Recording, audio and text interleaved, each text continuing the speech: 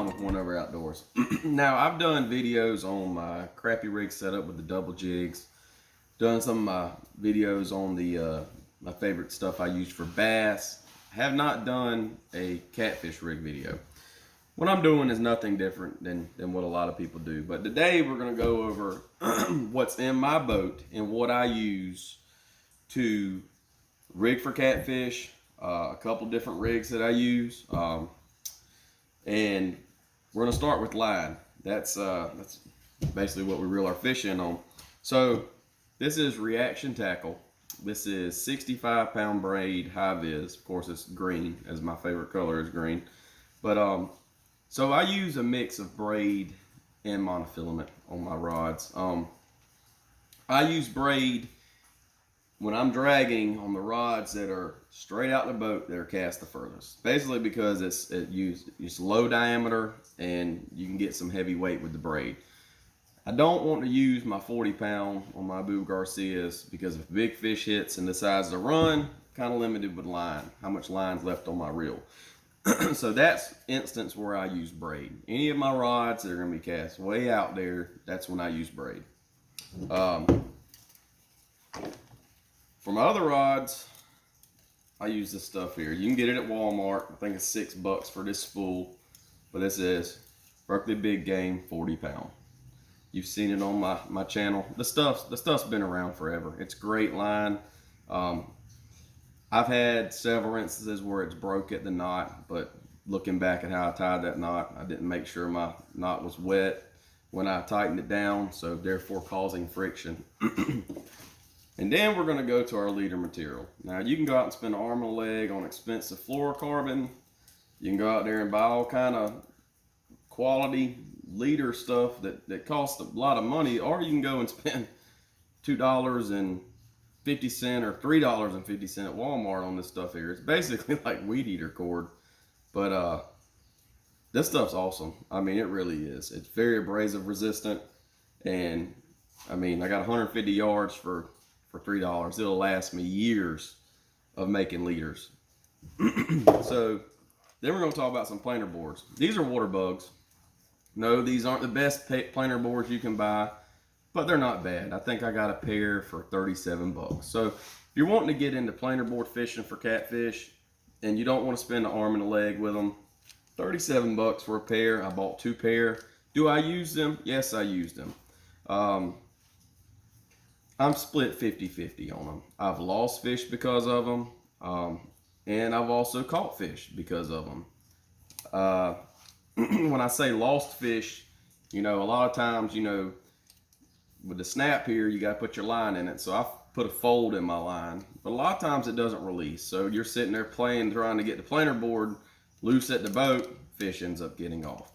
I've had fish just hit lines that I was using planer boards on, and I've also had fish hit lines that I was running planer boards with, and they didn't even touch the planer boards.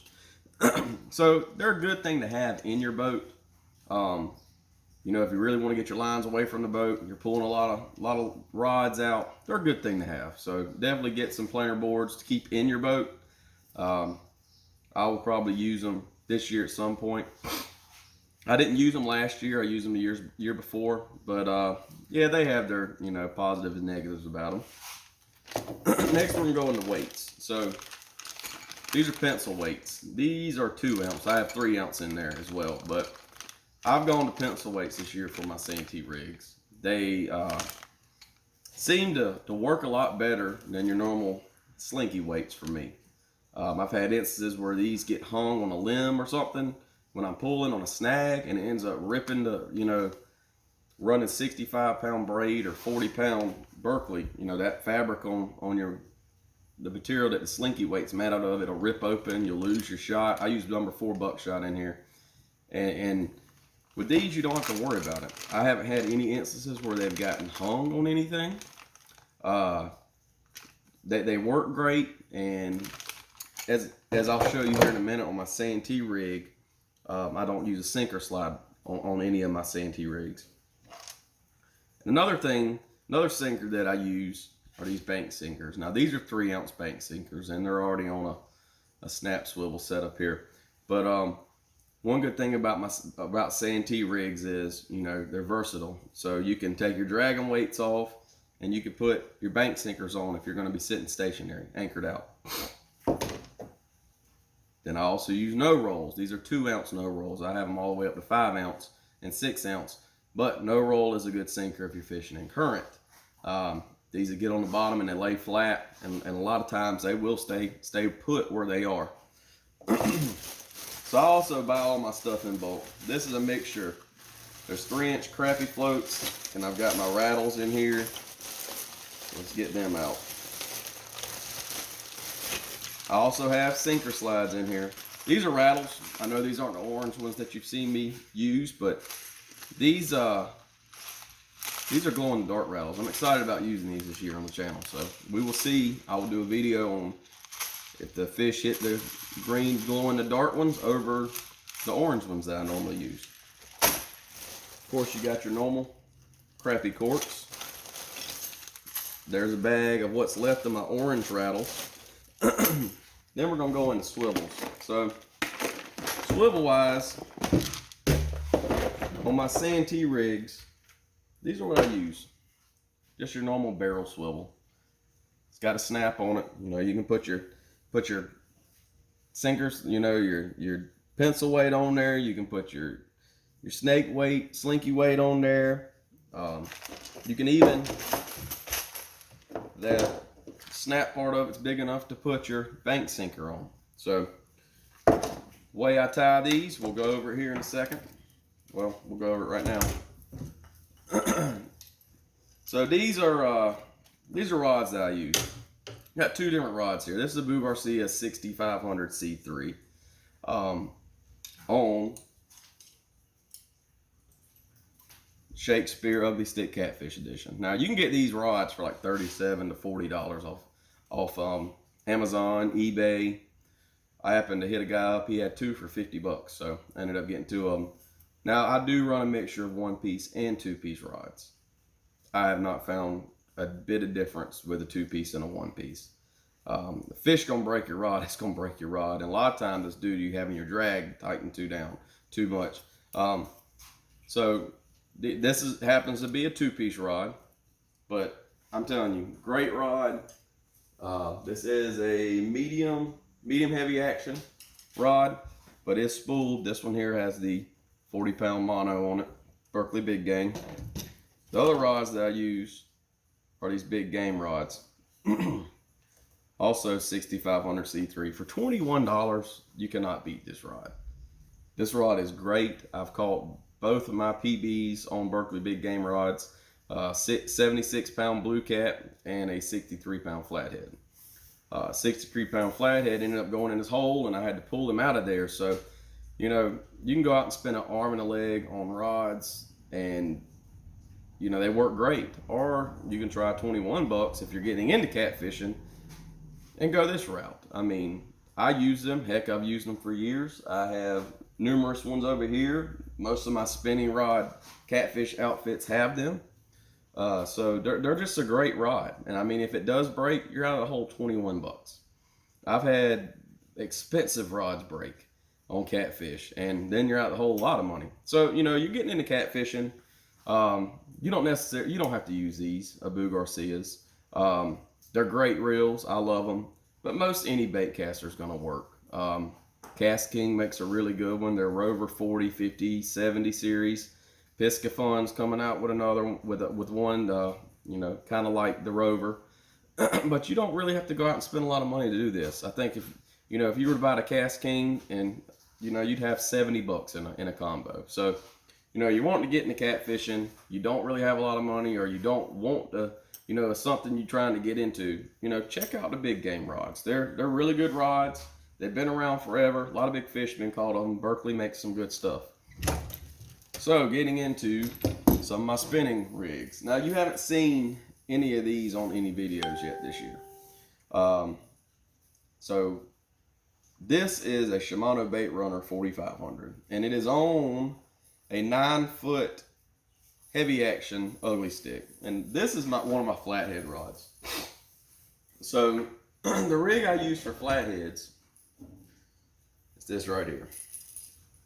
So you got I use that 40-pound Berkeley big game going down to a 3-way swivel. And I've got about 1.5 feet here.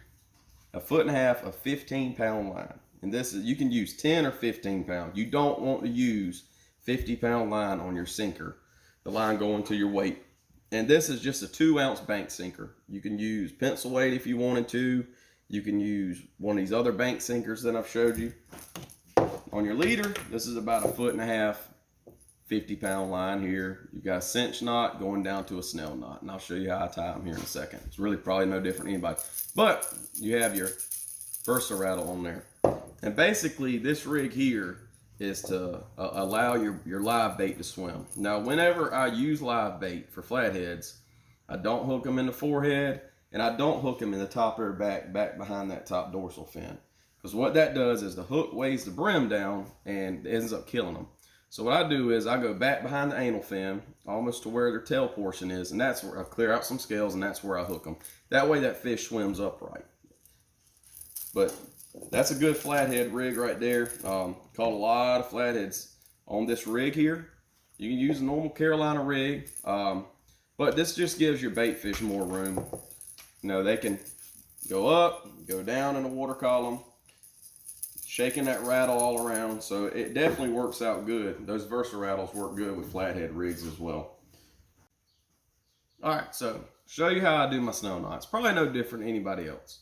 But you're gonna take your hook, see if it's got an offset eye. You're gonna run it through probably about 6 to 8 inches. Then you're gonna double it over like that. And I always try to hold the eye and that loop of line. And basically you're just gonna run it 1, 2, 3, 4, 5, and 6. You don't have to run it 6. You can run it more, whatever number you feel comfortable with. Put in your teeth, pull it down, and there is your Snell knot right there. So that's how I snell my hooks. And it's not going anywhere. I mean, that is not going anywhere. And the reason why I use a Snell knot is because it's about the most direct way to hook up with a fish. As you see, that line is basically straight in line with the shank of that hook. And that's what you want. So that fish comes along and bites it, and it just pulls into it. So the Snell knot's really good. And it also allows you a better way to run with your Versa rattles, or fishing rattles as you call them. If you use a cinch knot or a Palomar knot, a lot of times that tag end is going to stop this from spinning. And that's one of the ways that it works. Not only does it rattle, but it's balanced on either side, so it spins. So any kind of current, or when you're dragging for catfish, that's going to spin. That's going to attract fish. So you can run it with a cinch knot. You can run it with a Palomar knot. But a lot of times that tag end is going to stop it, and it's going to interfere with it. And I don't want to cut my tag end. As you see, I've got probably 1/8 of an inch on my tag end. I don't cut them so short because, I mean, yeah, I can pull that knot tight, but you don't know what kind of fish you're going to hook. A lot of times fish are, you know, you get a lot of pressure on that knot can slip. And you don't want to have to cut your tag end so close to where the knot's going to come undone. So that thing right there, now you can put a bead between here. So, but you know, it's plastic. It's not gonna wear your line out. It's not gonna mess up the hook. But you can put a bead right here if you want to, just for a buffer on your hook. I've done that before. I've run it like this pretty much all the time. But I have not had any issues running it like that as well. But let's see here. I've got my box here. We got all kind of stuff in here. We got beads, different size, really big barrel swivels. Hooks, I pretty much run circle hooks. That's basically what I run. Growing up, I used to run some big old octopus style hooks, or you know, Aberdeen style, but you know, I don't run that stuff no more. A lot of times I'm fishing out of rod holders, so I definitely, you know, I might be doing something, and circle hooks seem to hook up the best. But if there's anything here you have any questions about, I definitely wanted to get a video out to show you some of my rigs for catfishing. I know that's just 2 of them, but you know, as I come across them in the channel, I'll show you what we're using. One rig that I grew up fishing with is a just a float rig, and it's nothing special. It's, you know, it's about 1.5 foot, 50-pound leader going to a barrel swivel, 1 ounce weight, and a big cork, probably about 3 foot up. And that's how I grew up catfishing, fishing around grass beds, stump flats, and we would hook live brim through the forehead with those big hooks and let them swim around till something grabbed them. So as I do a video with that, we'll get into that, as you know, that rig as well. But catfishing is a great way to put meat in your freezer. A great way to get kids involved fishing. Just about every body of water has catfish in it. So, you know, not all, but just about every body of water in the United States does.